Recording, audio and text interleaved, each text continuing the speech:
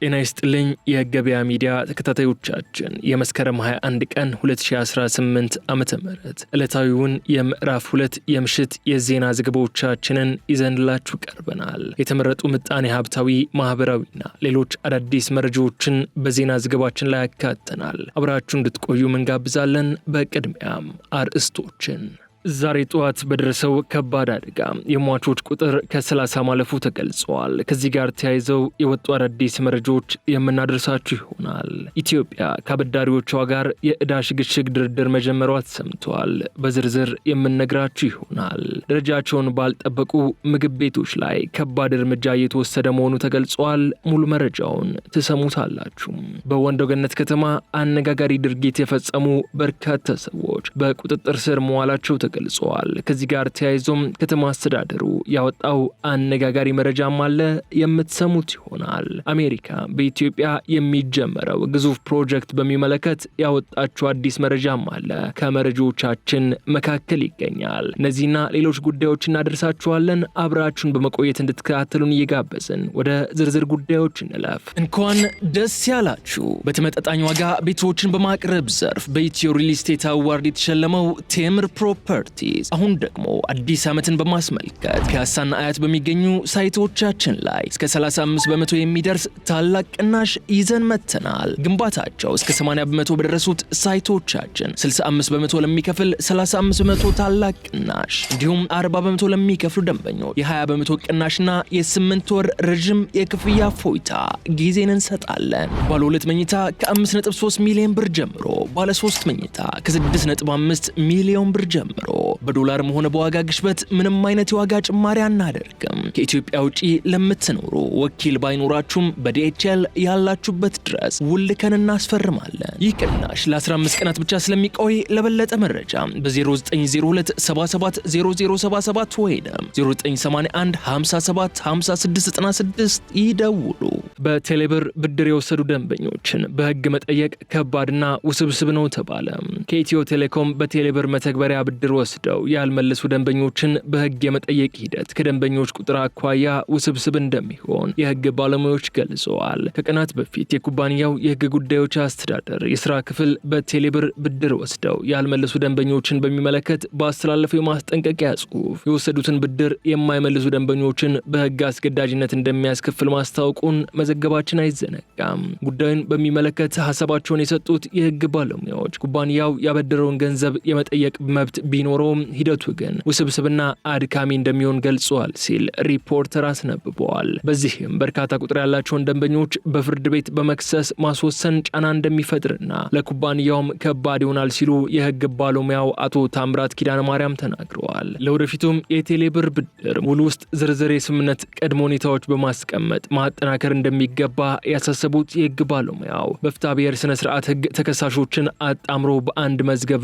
መክሰስ እንደሚቻል ቢደነገግም ይህንን ለማድረግ ግን የሕግ ጥያቄና የስነ ነገር ጭብጡ ተመሳሳይ ሊሆን እንደሚገባ ማክለዋል። በመሆኑም አንድ አይነት የሕግ አንቀጾች ስለሚጠቀሱ የሕግ ጭብጣቸው ግን ተመሳሳይ ነው ማለት ስላልሆነ ጉዳዩን ከባድ እንደሚያደርገው ማስረዳታቸውንም ዘገባው ጠቁመዋል። በተጨማሪም የኩባንያው ደንበኞች በተመሳሳይ ውል ብድሩን ቢወስዱም የእያንዳንዳቸው ውል ራሱን የቻለ መሆኑን የወሰዱት የገንዘብ መጠንም የተለያየ መሆን በአንድ መዝገብ ለማየት ከባድ እንደሚያደርገውም ገልጸዋል። በጉዳዩ ላይ አስተያየታቸውን የሰጡት ሌላው የሕግ ባለሙያው አቶ ፍቃዱ አንዳርጌ በበኩላቸው ጉዳዩን ለየብቻ መዝገብ ከፍቶ መመልከት አስቸጋሪ ከሆነ በአንድ መዝገብ ሊታይ የሚችልበት ሂደት መኖሩን ገልጸው ተመሳሳይ ውልና ጭብጥ ወደ ፍርድ ቤቶች ከቀረበ በኋላ ከጉዳዩ ክብደት አኳያ ክርክሩን ለመምራት ለፍርድ ቤት ከባድ ሁኔታ ሲፈጠር ክሶቹን በተለያዩ መዛግብት መመልከት እንደሚቻልም ተናግረዋል። ነገር ግን የቴሌብር ብድር ጉዳይን በአንድ መዝገብ ማየት እንደሚቻል የተናገሩት ባለሙያው በዋናነት ኢትዮ ቴሌኮም ብድራቸውን ያልመለሱ ደንበኞችን ወደ ፍርድ ቤት የማቅረብ ሕጋዊ መብትን በሚመለከት በርካታ ጥያቄዎች እንደሚነሱም አብራርተዋል። በዚህም የኤሌክትሮኒክስ የገንዘብ ዝውውሮችን በሚመለከት በ2012 ዓ.ም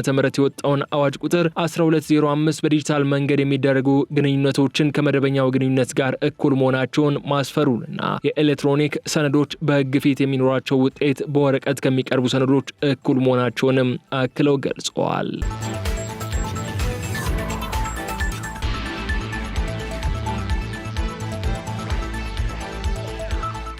ደንብ አስከባሪዎች በሚደርስባቸው ድብደባ ህይወታቸው እያለፈ ነው ተባለ። ደንብ አስከባሪዎች በተለያየ ጊዜ በሚደርስ ድብደባ ህይወታቸው እንደሚያልፍ የአዲስ አበባ ደንብ ማስከበር ባለስልጣን አስታውቀዋል። በአዲስ አበባ ከተማና አካባቢዋ የደንብ ጥሰቶችን ለመቆጣጠር ተሰማርተው በሚሰሩ ደንብ አስከባሪዎች ላይ ተደጋጋሚ ድብደባ እየተፈጸመባቸው እንደሆነ የገለጸው ባለስልጣኑ በዚህም ህይወታቸው ካለፈ ሰራተኞች በተጨማሪ በድብደባ ጉዳት የደረሰባቸው ሰራተኞች ሆስፒታሎች ውስጥ እንደሚገኙም አስታውቀዋል። በባለስልጣኑ ስር ያሉ አብዛኞቹ ደንብ አስከባሪዎች ስራቸውን የሚከውኑት ህጉን በተከተለ መልኩ ቢሆንም ደንብ ተላላፊዎች በሰራተኞቻችን ላይ ድብደባ እየፈጸሙባቸው ነው ሲሉም የባለስልጣኑ ምክትል ዋና ስራ አስኪያጅ አቶ ንጋቱ ዳኛቸው ተናግረዋል። በዚህም ሰራተኞቻችን ከአካል ጉዳት እስከ ሞት ድረስ መስዋዕትነት እየከፈሉ ነው ብለዋል። አንዳንድ ደንብ አስከባሪዎች ህግን ባልተከተለ መልኩ በመንገድ ዳር በንግድ የተሰማሩ አካላት ላይ የማዋከብ፣ አካላዊ ድብደባ የመፈጸም፣ እቃዎቻቸውን የመስበርና ህገወጥ ድርጊቶችን ሲፈጽሙ በተንቀሳቃሽ ምስል የተቀረጹ ምስሎች በማህበራዊ ሚዲያዎች ሲዘዋወሩ ይታያሉ።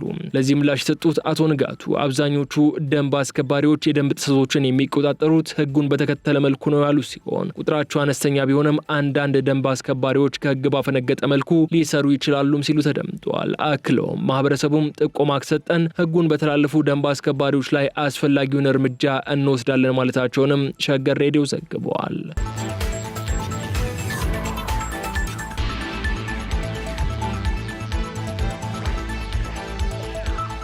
በዛሬው ዕለት በተከሰተው አሰቃቂ አደጋ ከ30 በላይ ሰዎች ህይወት ማለፉ ተገለጸ።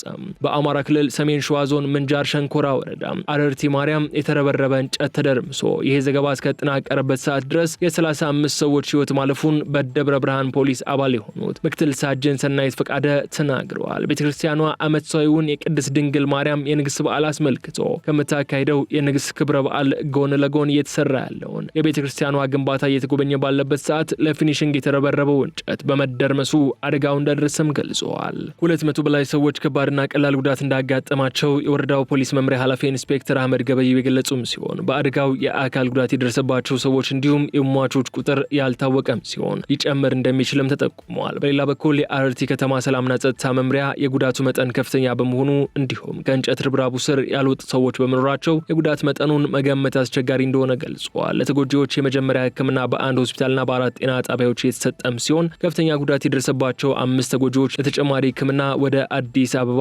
ተልከዋልም ተብሏል። የመንግስት ኮሚኒኬሽን አገልግሎት በበኩሉ በአደጋው ህይወታቸው ያጡ ከባድና ቀላል የአካል ጉዳት የደረሰባቸው በርካታ ሰዎች መኖራቸውን ጠቅሶ በደረሰው ጉዳት ማዘኑንም ገልጿል። አገልግሎቱ ባስተላለፈው የሀዘን መግለጫ መልእክት ለተጎጂ ቤተሰቦች መጽናናትን እንዲሁም በሕክምና ላይ ለሚገኙት በፍጥነት ማገገምን ተመኝቷል። ኢትዮጵያ በሁለንተናዊ ግንባታ ላይ መሆኗንም ጠቅሶ ከትልልቅ ግድቦች ጀምሮ እስከ አነስተኛ የግለሰብ አጥር ድረስ ያሉ ግንባታዎች ሲሰሩ ደህንነትን ቅድሚያ መስጠት አስፈላጊ መሆኑን ያስገነዘበው አገልግሎቱ በግንባታ ቦታዎች ላይ የሚደረጉ ጉብኝቶችንም የስራ ላይ ደህንነት መርሆችን እንዲጠብቁ ማድረግ እንደሚገባም አሳስበዋል።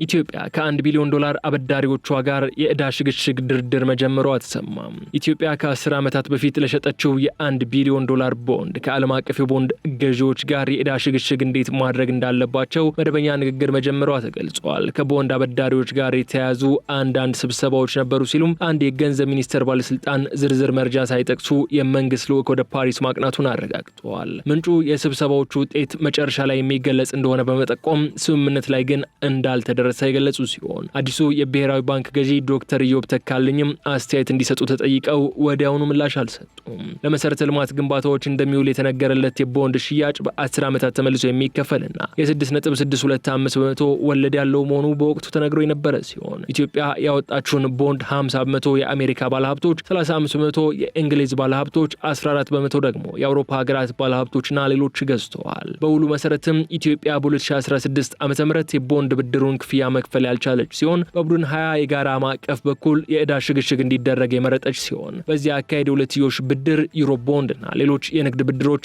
አንድ አይነት አመላለስ አላቸውም ተብለዋል። የኢትዮጵያ መንግስት ከቦንድ ገዢዎች ጋር የዕዳ ሽግግር ማድረጊያ መንገዶችን ለመለየት ለወራት ንግግር ሲያደርግ ቆይቷል ሲልም ቢቢሲ ዘግቧል። ባለፈው ዓመት ሐምሌ ወር ላይ መንግስት የዕዳ ሽግግር ስምምነቱን መደበኛ ማድረጉን ያሳወቀ ሲሆን ገንዘብ ሚኒስቴርም 3.5 ቢሊዮን ዶላር ገንዘብ እንደሚከፍል አስታውቀዋል። ከዚህ ቀደም ከቦንድ ገዢዎች ጋር የተደረጉ ድርድሮች በተለይም በመንግስት የመክፈል አቅም ዙሪያ አለመግባባቶች የነበሩ ሲሆን የኢትዮጵያ መንግስት አበዳሪዎች ማስተካከያ እንዲያደርጉም ሲወተውት ቆይተዋል።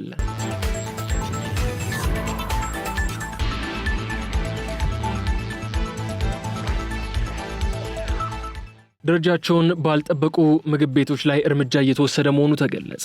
መጸዳጃ ቤት በሌላቸውና ከታሸገ ውሃ ውጭ ከምግብ ጋር ንጹህ የመጠጥ ውሃ በማያቀርቡ ምግብ ቤቶች ላይ እርምጃ በመውሰድ ላይ እንደሚገኝ የአዲስ አበባ ከተማ አስተዳደር ምግብና መድኃኒት ባለስልጣን አስታውቀዋል። ማንኛውም ተቋምም ሆነ ግለሰብ ፍቃድ ሰጥቶት ስራ ከጀመረ በኋላ በምግብ ቤቶች ውስጥ ማሟላት ያለበት ደረጃ እንዲያሟላ ይገደዳል ሲሉም በባለስልጣን መስሪያ ቤቱ የምግብና ጤና ነክ ተቋማት ቁጥጥር ዳይሬክተር የሆኑት እስጢፋኖስ ጌታቸው ገልጸዋል። አክሎም ደረጃውን በማያሟሉ ምግብ ቤቶች ላይ እየተወሰደ ያለው እርምጃ ወደ ተቋሙ የሚመጡ ቅሬታዎችና ጥቆማዎች መሰረት በማድረግ የሚወሰድ መሆኑም ተናግረዋል። በዚህም በምግብ ቤቶች የጽዳትና ንጽህና ጉድለት፣ መጸዳጃ ቤት አለመኖርና የቧንቧ ውሃ አለማቅረብ ለተቋሙ ቅሬታ ከሚቀርቡ ጉዳዮች መካከል ተጠቃሽ መሆናቸውን ገልጸው እነዚህን መሰረታዊ መስፈርቶች በማያሟሉ ምግብ ቤቶች ላይ እርምጃ እንደሚወሰድም አስታውቀዋል። እየተወሰደ ያለው እርምጃ እንደ ተቋሙ ይለያያል ያሉት ዳይሬክተሩ ከቁርስ ቤቶች እስከ ባር ቤቶች ድረስ ከሚወሰዱ እርምጃዎች በተጨማሪ ጤናማ ምርት በማያቀርቡ የምርት ማከፋፈያ ቤቶች ላይም ጥብቅ ቁጥጥር እየተደረገ ነው ሲሉም ተናግረዋል።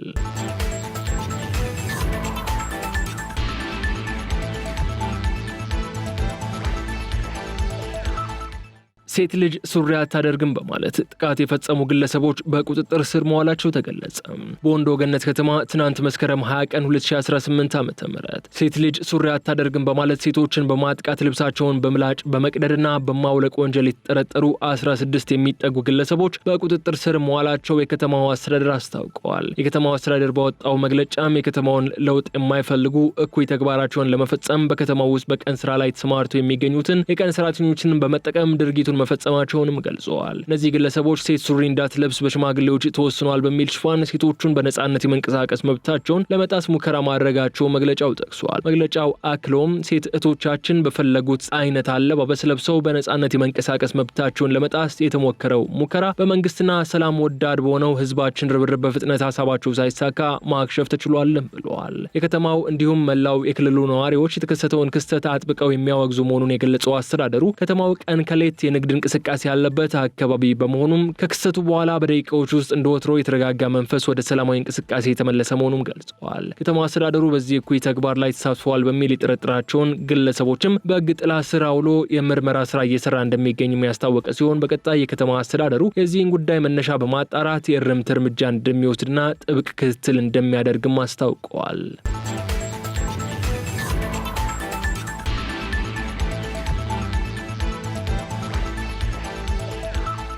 አሜሪካ የቢሾፍቱ የአውሮፕላን ማረፊያ ፕሮጀክትን እንደምትደግፍ አስታወቀች። በአዲስ አበባ ቦሌ ዓለም አቀፍ አውሮፕላን ማረፊያ ላይ ያለውን ጫና ለማርገብና የአገሪቱን የረዥም ጊዜ የአቪዬሽን እድገት የማስጠበቅ ዓላማ ላለውና በኦሮሚያ ክልል በቢሾፍቱ በ10 ቢሊዮን ዶላር ወጪ ለሚገነባው ዓለም አቀፍ ኤርፖርት ፕሮጀክት አሜሪካ ድጋፍ እንደምታደርግ በይፋ ገልጻለች። የአሜሪካ የአፍሪካ ጉዳዮች ከፍተኛ አማካሪ ዶክተር ማሳድ ቡሎስ ከተባበሩት መንግስታት ድርጅት ጠቅላላ ጉባኤ ጎን ለጎን በሰጡት መግለጫ እንደተናገሩትም የአሜሪካ ዓለም አቀፍ የልማት ፋይናንስና ሌሎች ተቋማትም ፕሮጀክቱን ገፉት ነው ብለዋል። አማካሪው በዚሁ መግለጫቸው ከኢትዮጵያ በቀጥታ ወደ ተባበሩት መንግስታት ድርጅት ጠቅላላ ጉባኤ መመለሳቸውን ገልጸው ለአዲሱ ኤርፖርት ፕሮጀክት ለምናደርገው ድጋፍ ተነጋግረንበታልን ብለዋል። ይህ ኤርፖርት በዓለም ላይ ካሉ ትልልቅ ኤርፖርቶችም አንዱ የሚሆን ሲሆን ከ10 ቢሊዮን ዶላር በላይ የበለጠ ገንዘብ የሚፈልግ ፕሮጀክት መሆኑም ተገልጿል። የቢሾፍቱ ዓለም አቀፍ ኤርፖርት ፕሮጀክት የተባበሩት መንግስታት ድርጅት ጠቅላላ ጉባኤና ሌሎች ተቋማት እየደገፉት ነው ያሉት አማካሪው የአሜሪካው ፕሬዚደንት ትራምፕ አስተዳደር የአፍሪካ ፖሊሲ ውጤት ማሳየት መጀመሩንም ተናግረዋል። ይህ በእንዲህ እንዳለ ብሎስ ከቦይንግ ጋር በተያያዙ ከበርካታ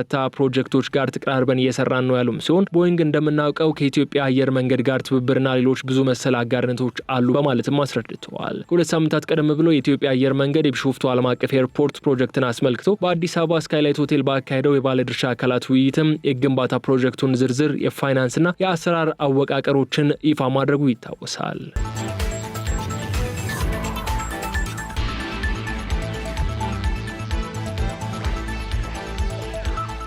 ኢትዮጵያ ኬንያን ከኃይል መቋረጥና ከፈረቃ ታድጋለች ተባለ። ኬንያ ከውጭ ከምታገኘው አጠቃላይ የኃይል አቅርቦት 83 በመቶውን ከኢትዮጵያ ማግኘቷ በዓመት $10 ሚሊዮን ገደማ ማዳን እንደቻለችም ተገልጿል። ኢትዮጵያ በተያዘው የፈረንጆች ዓመት እስከ ሰኔ 2025 ድረስ ኬንያ ከውጭ ካስገባችው ጠቅላላ የኤሌክትሪክ ኃይል ውስጥ 83 በመቶውን በመሸፈን የኬንያ ቀዳሚ የኃይል ምንጭ መሆኗም ተጠቁሟል። የኬንያው ካፒታል ኤፍኤም የአገሪቱን የኢነርጂና ነዳጅ ተቆጣጣሪ ባለስልጣን ጠቅሶ እንደዘገበው ከሆነም የኢትዮጵያ ኃይል አቅርቦት ከሀገር ውስጥ ኃይል ማመንጫ የበለጠ ወጪ ቆጣቢ ሲሆን ይህም ኬንያ በዓመት $10 ሚሊዮን እንድታድን ያስችላታል። የኢትዮጵያ የኃይል አቅርቦት በኬንያ ሊፈጠር የሚችለውን የኃይል ቀውስ በመከላከል ረገድ ወሳኝ ነው ሲልም የሀገሪቱ ቢዝነስ ዴይሊ አፍሪካ ጋዜጣ የዘገበ ሲሆን ኢትዮጵያ ኬንያን ከመብራት መጥፋትና ከፈረቃ ታድጋለችም ብለዋል።